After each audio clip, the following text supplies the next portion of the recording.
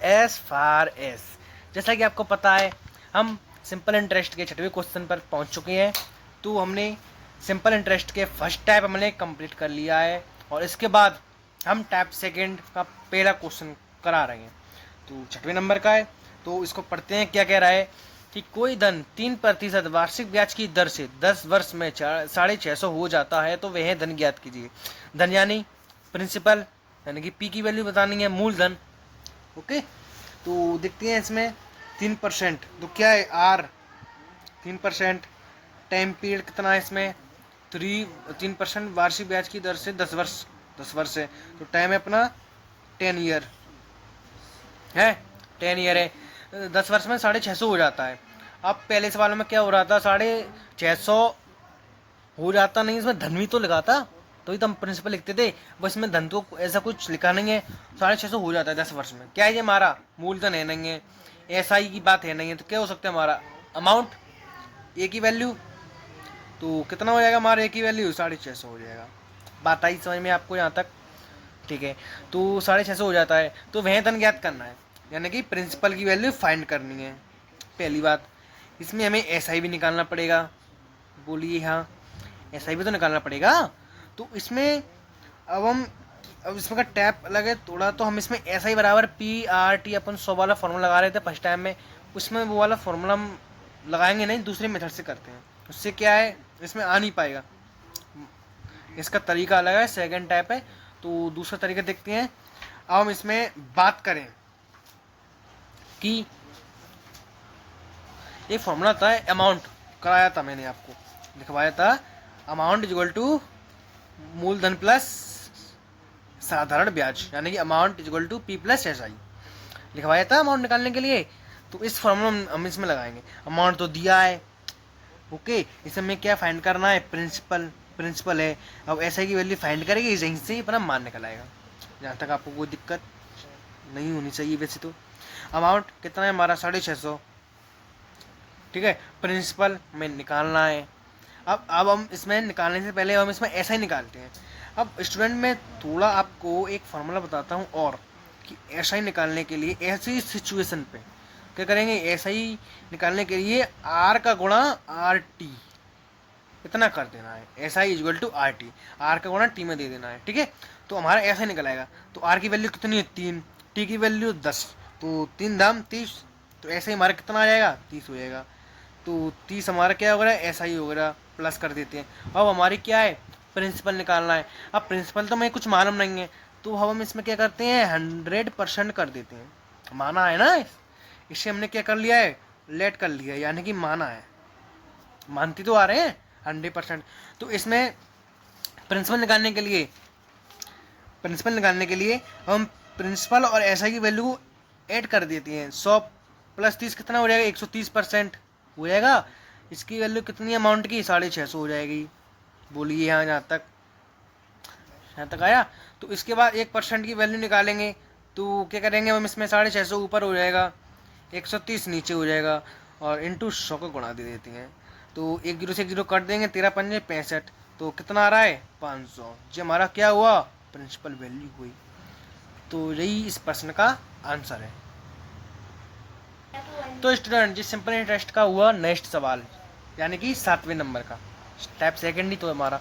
तो क्या है, एक निश्चित दर पर किसी विशेष राशि के लिए 4 वर्ष और 8 वर्ष के साधारण ब्याज का अनुपात बताना है, यानी ज्ञात करना है। ओके, तो इसमें फॉर्मूला ऐसे ही वाला लगा देते हैं, ऐसे इक्वल टू PRT अपॉन 100 वाला ही समझाने के तौर पे है। तो थोड़ा ने अलग ही करते हैं इसको भी। तो देखिए, इसमें निश्चित दर पर किसी विशेष राशि के लिए 4 वर्ष और 8 वर्ष के लिए साधारण ब्याज का अनुपात बताना। ऐसा ही का हमें क्या बताना है, अनुपात। तो ऐसा ही हम इसमें लिखेंगे नहीं। अब इसमें क्या क्या दिया है, प्रिंसिपल दिए नहीं है, ना ही इसमें रेट दिया, इसमें क्या दिया, टाइम दिया है, टाइम पीरियड कितना 4 वर्ष, तो 4 लिख देंगे, ये बट्टे में 100 कर देते हैं। अब दूसरे वर्ष की बात हुई है 8 वर्ष का, तो इसमें एक फॉर्मूला और लगा लेंगे। अनुपात निकालने के लिए हम ज्वाला चिन्ह लेते हैं, ठीक है। तो ऐसा ही हम देखते हैं, ऐसे तो मन निकलेगा ही ऐसे ही। तो P है नहीं है, इसमें भी R है नहीं है, T है, कितना 8 वर्ष, तो 8 वर्ष लिया, बट्टे में हम 100 कर देंगे। यहाँ तक बात आई आपको समझ में। इसमें 2 टाइम पीरियड दिया है तो हमने 2 ऐसी फॉर्मूले लगा दी हैं। और अनुपात की बात करें तो हम इस वाला चिन्ह ले लेते हैं अनुपात निकालने के लिए। ओके, तो 100 से 100 काट देते हैं, पी से पी कट जाएगी, आर से आर कट जाएगा, बचेगा कितना हमारा 4:8। यहाँ तक आई बात समझ में आपको? यहाँ तक आई? अब और काटते हैं इसको, 4 × 4 4 दूनी 8, रेशियो कितना निकला हमारा 1:2। तो इस प्रश्न का आंसर 1:2 हुआ है। ओके, तो ये हमारा 8वां नंबर का प्रश्न है। क्या है ये 2 अलग अलग योजनाएं में क्रमशः 6 वर्ष और 10 वर्ष के लिए समान दर पर निवेश की गई समान राशि से प्राप्त साधारण ब्याज का अनुपात ज्ञात कीजिए। तो हमें बताना है। तो क्या करना है, हमारा ये पिछले वाला ही सवाल है, बिल्कुल किया था। क्या ऐसा ही =PAT/100 वही फॉर्मूला लगाना है। टाइम पीरियड 2 दिए हैं तो 2 फॉर्मूला लगा दो, अनुपात देना है तो रेशियो वाले चिन्ह लगा देते हैं बस। और क्या करना है, इसमें पी दिया नहीं है, आर है नहीं है, टाइम कितना है 6 वर्ष बटे में 100, रेशियो पी है नहीं है, आर है नहीं है, दूसरे में क्या है 10 वर्ष, 10 वर्ष ले लो, बटे में 100 कर दो। क्या करना है, 100 से 100 काट दिया, पी से पी कटा, आर से आर कटा, कितना बचा हमारा 6:10। अब 2 3 6, 2 5 10, और किसी से कट रहा है नहीं, तो यही हमारा इस प्रश्न का आंसर हुआ है 3:5। ओके,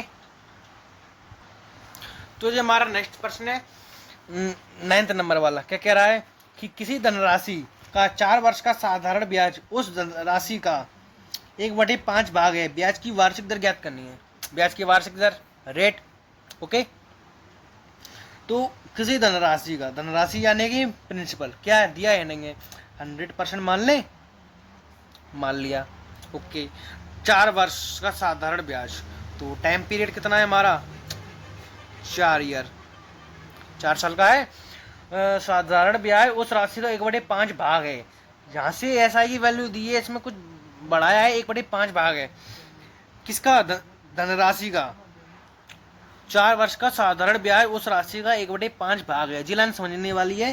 नहीं, मान लीजिए प्रिंसिपल हमारा 100 है तो इसकी वैल्यू है, तो इस साधारण ब्याज का कितना भाग है 1/5 भाग, तो 1/5 भाग, तो डिवाइड करेंगे कितने में जाएगा 20 बार, कितना आया 20।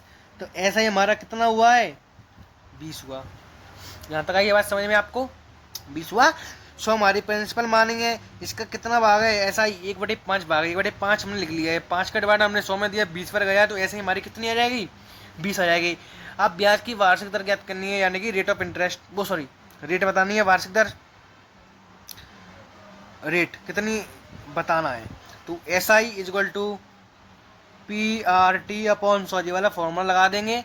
SI कितनी है हमारी 20, P कितना है हमारा 100, R बताना है, टाइम पीरियड हमारा 4, बटे में हम कर देंगे 100, बटे में 1 ले लेते हैं, कैंची गुणा कर देते हैं, तो 20 × 100 = 400 R। ओके, तो क्या करते हैं हम इसमें 20 × 100, 400 नीचे ले लेते हैं और R की वैल्यू इधर आ जाएगी। ठीक है, इतना मालूम होगा, 10th-12th में पढ़ा हुआ है इतना। तो 2 0 से 2 0 काट देंगे, 4 5 20, R की वैल्यू कितनी निकली हमारी 5%। यही इस प्रश्न का आंसर है। तो ये हमारा 10वें नंबर वाला सवाल हुआ है टाइप सेकंड का। क्या है, यदि कोई धन साधारण ब्याज पर उधार दिया गया 10 वर्ष में, उसका साधारण ब्याज मूल धन का 2/5 हो गया है, ब्याज की वार्षिक दर ज्ञात कीजिए। इतना हमें बताना है। तो क्या कह रहा है कि कोई धन दिया नहीं है इसने, मूलधन कितना है, तो मूलधन कितना मानेंगे 100% मानेंगे। यहाँ तक आई बात समझ में आपको। इसने जिस टाइप का मैंने पीछे वाले सवाल में करा चुका हूँ, एक और बार करा देता हूँ यदि आपको सही समझ में आए। तो मूलधन हमने माना है 100%, साधारण ब्याज पर उधार दिया गया है 10 वर्ष में, टाइम पीरियड कितना है 10 ईयर है, साधारण ब्याज मूलधन का 2/5 हो गया है। अब ऐसा ही है, मूलधन का 2/5 भाग है, तो ऐसा मूलधन कितना है हमारा 100 × इस मूलधन का कितना भाग है 2/5 भाग है। साइड में नहीं कर रहा हूँ, इधर ही कर दिया, समझ में आ रहा है। डिवाइड देंगे कितनी बार 20 बार जाएगा, 5 का 100 में डिवाइड देंगे तो 20 हो जाएगा, तो 20 दूनी 40, तो ऐसा ही हमारा कितना आ जाएगा 40 आ जाएगा। अब क्या कह रहा है, ब्याज की वार्षिक दर ज्ञात कीजिए। तो रेट बतानी है हमें भाई, ऐसा ही अब डायरेक्ट ही कर देते हैं, इसे बार बार क्यों लिखना है। ऐसा ही कितने हमारा 40, पी की वैल्यू 100, आर निकालना है, टाइम पीरियड 10/100। तो 40 इंटू 100 1000 आर। तो R is equal to 40 into 100/1000। 2 zero से 2 जीरो काट दी, इससे जी वाली जीरो काट दी। रेट कितना निकला है हमारा 4%। तो ये इस प्रश्न का आंसर हुआ। ओके स्टूडेंट, तो ये हमारा नेक्स्ट प्रश्न है। क्या कह रहा है कि एक धनराशि साधारण ब्याज पर उधार दी गई, वह 5 वर्ष में स्वयं की 5/4 गुना हो गई। ब्याज की वार्षिक दर ज्ञात कीजिए। चलिए देखते हैं इसको भी। तो धनराशि नहीं दी है तो प्रिंसिपल हम 100% मान लेते हैं। ओके, और साधारण ब्याज पर उधार दी गई है वह 5 वर्ष में। तो टाइम पीरियड 5 ईयर, स्वयं की 5/4 हो जाती है, मैंने की SI प्रिंसिपल की। तो 100 इंटू 5/4, तो कितने बार जाएगा ये 25 बार, और 25 पंजे 125। अब स्टूडेंट आप एक बात समझिए कि अब इसमें हमारी SI निकल रही थी, वो 100 से हमारी कम आ रही थी, इसलिए हमने उतनी वैल्यू लिख रहे थे। अब 100% हमने माना है, 100 के बाद जितनी ऊपर है भाई हमारी SI की वैल्यू हो जाएगी। कितना ऊपर, 25% ऊपर है 100 से। 100 से कितना परसेंट ऊपर है, 25% ऊपर है। तो हम 125 की जगह ना लेकर हम इसमें 125% लिखेंगे। 100% हमारी मूलधन ही है ना, इसलिए SI तो हमारा 25% हुआ। 140 होता तो हमारा 40% हो जाता, समझ रहे हो। और इसमें क्या कह रहा है, आप ब्याज की वार्षिक दर ज्ञात कीजिए। तो आर की वैल्यू फाइंड करनी है। अब SI 25%, SI equal to P की वैल्यू 100, आर निकालना है, टाइम पीरियड 5/100। तो 25 इंटू 100 500 आर। तो आर इक्वल टू 25 इंटू 100/500। 100 का डिवाइड हम 5 में देंगे, कितना जाएगा 5 बार, और ये 5 25। तो आर की वैल्यू कितनी आ जाएगी 5%।